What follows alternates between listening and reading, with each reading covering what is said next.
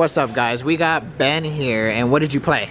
I played Volcanic Snake Eye. Volcanic Snake Eye. Nightmare sneak peek. Can you guys believe that? He actually won with Volcanic Snake Eye at a sneak peek and got that sick mat, dude. I'm jealous. I'm not gonna lie, I'm actually jealous. It's a cool mat. It's a cool mat. How'd you like the deck? How did it perform? Volcanic's only gotten better, man. The last couple months, I've been playing it since Soul Burning Volcano came out. And it got better with Fire Ejection and SP, it got better with Bonfire, obviously, and now it's better than ever with Phantom Nightmare. So I love the deck. It's what I'm going to be playing in Vegas. So this deck, we're going to be obviously revealing the Phantom Nightmare Spice. As you guys can tell in our matchups, you guys know, I just been getting rocked by this guy. So let's get straight into the deck profile. Anything you want to say before we get into it? No, I mean, shout out IRL Cards, shout out Panda, shout out Team Mist, obviously, shout out the Top Deck Boys, Carlos, Evan, Dante, and John. Yeah, let's go. All right, man, let's get into the deck profile. All right, so I'm playing 2 Volcanic Emperor. This is the only place where I kind of deviate from the normal Volcanic lineup, and I know that sounds weird to say normal Volcanic lineup, but Volcanic did just take 2 top 8s at a regional in Europe.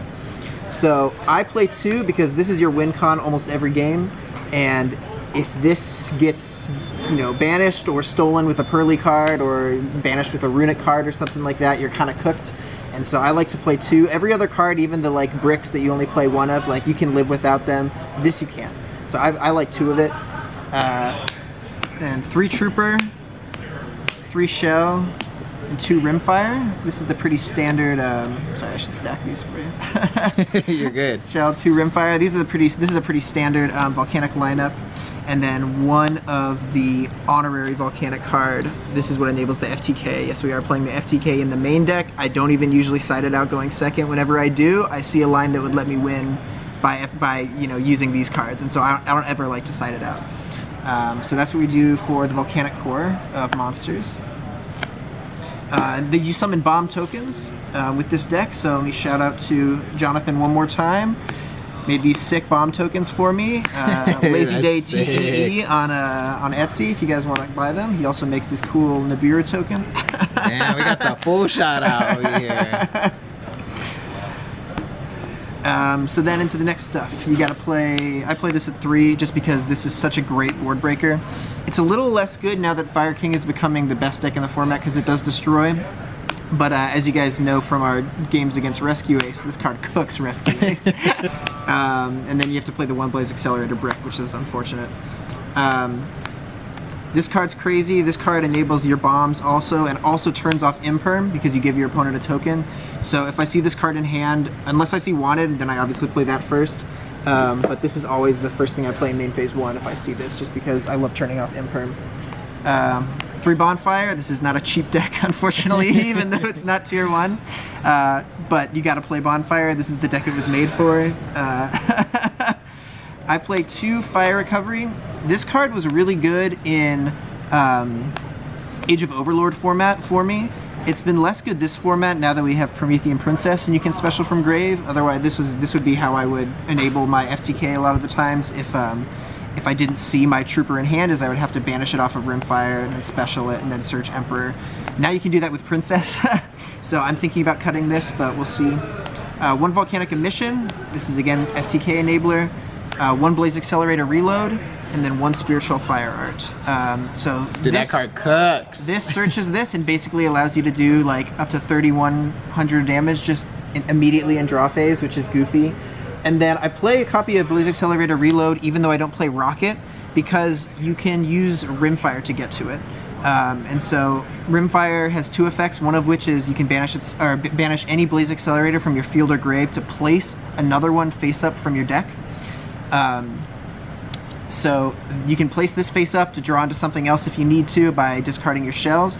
But the main reason to play this is because there's a really goofy interaction where Rimfire can cycle your Blaze Accelerator, so you can take one of the initial Volcanic Blaze Accelerators, you can send this from your field, and then just place another one, which allows you to special again and pop again. But on res, you have to, or on activation, you have to have another Blaze Accelerator target in your deck. You don't have to actually go into it, but you have to have another target because you can only control one of these. So it's kind of like Tikaboo rulings. So you have to play one other target, and I think this is the best one, just because it has the most versatility. So that's it for all the Volcanic cards. Then you got your Snake Eyes cards. I play 3 Ash because this is a 1-card FTK now. 1 Poppy. I might play 2 of this, but you know, it just came out and I can't find one yet. 1 Flambridge and 1 Diabellstar. And then your 3 Wanteds and 1 Original Sinful Spoils. I'm thinking of bumping this up to 2. But for now, 1's been enough. Unless you draw it and Flambridge, and then that really sucks. That's mine, thank you. 1 Called By, 2 Called By. You go to Millenniumized Restrict with this almost every time, and so this gets you around Droll, it helps you play around Ash, and so just seeing a second Called By and not having to play bricks with Crossout is awesome. I play 2 Talents and 2 Thrust. I play a third of each of these in the side. The reason I'm on so many is because they're live a lot. We're in a hand trap format, so whenever you see this in your opening hand, it's pretty great. Because even if you get rolled, you can just rip from their hand. And this is always, or not always, but almost always live on your first turn because you give them a bomb.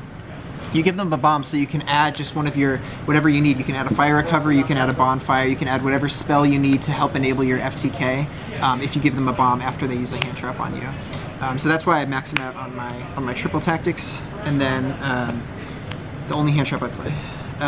I am on the mindset that if hand traps aren't ending a turn, they're not really worth playing this format.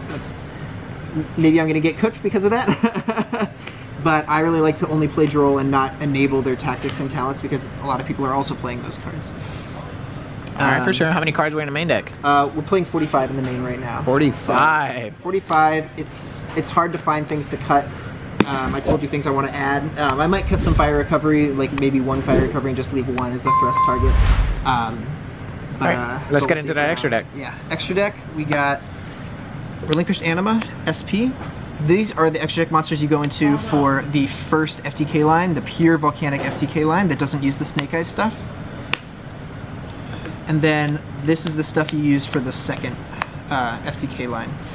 So with the second FTK line, you summon a bunch, and then you basically give your opponent an Emperor so that your Volcanic Trap burns them for the full 31, because it burns for half its attack if it's a Pyro monster you control, but all the attack if it's a Pyro monster your opponent controls.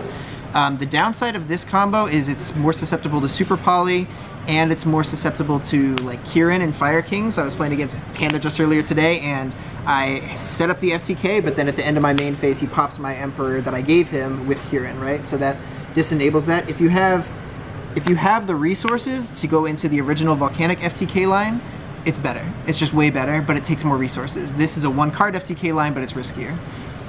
So I play both just because depending on the hand, if I only see the 1 card, I go for the 1 card, but if I see the stronger, the better engine, then I play that one. I play a Dark and a access code package here with Celine because of Diabellstar and Droll and all that stuff. I play an Appaloosa right now just in case I can't end on anything good. Flambridge lets you spam the board with monsters, so you can still get into a pretty big Appaloosa. IP for setting up some IP into SP plays. If you have just, you can end, even if you have 2 monsters, if you have the Volcanic Trap, you can go into this, set the Volcanic Trap, and then you can summon a Volcanic monster to search a piece you need for next turn, and then you have a monster that you can IP away into SP. The card that I use Instant Fusion for, and then 2 Super Poly targets. Super Poly's in my side right now. If I play the horror stuff, I'm going to obviously cut Super Poly because I don't have room for it, because I'm going to have to start playing the rank 8s. But we will see what happens. I just picked up the horror stuff. Alright then, and then let's see in that side deck. 3 Droplet. This deck loves discarding cards. I love discarding my Rimfires. I love discarding my Shells. And they don't need to send for a card effect. They just need to go to grave. So cards that let you just discard stuff that also disrupts your opponent's board are really, really good. It's the perks of having an old card. Exactly. Oh, even the new Rimfire though, it just whenever it hits the grave. Cosmic, because I'm afraid of Centurion. I like to pop Fire King Island and make them use their effects proactively so that then I can react to what's left on the board. And then the other thrust and talents that I was telling you about. And then some more thrust targets. Feather Duster, and then evenly. Just one of each because some games one is better than the other. Like against Flu, I'd rather see Harpy's Featherstorm because if I attempt to go to battle, they're going to summon Avian. But against Fire Kings, obviously evenly's better, right? So, and then I'm kind of experimenting with some just like weird thrust targets because I want to FTK almost every single game that I'm going first, and my goal is to break boards going second. So if I'm going first and I get drolled or I get hit with a hand trap that I can't play through, then I want cards that I can side into for the particular decks that allow me to hopefully end my opponent's turn. So this is for Fire Kings and anything that uses Graveyard, and then this is for Flu and Cash. It's not as good against Flu, it's pretty darn good against Cash. So yeah, that's the deck profile. Well, thank you for sharing the deck profile. I hope you enjoy it, and we can probably get an update later. Yes. You know, let's see how that For goes. sure. Appreciate it, man. See ya.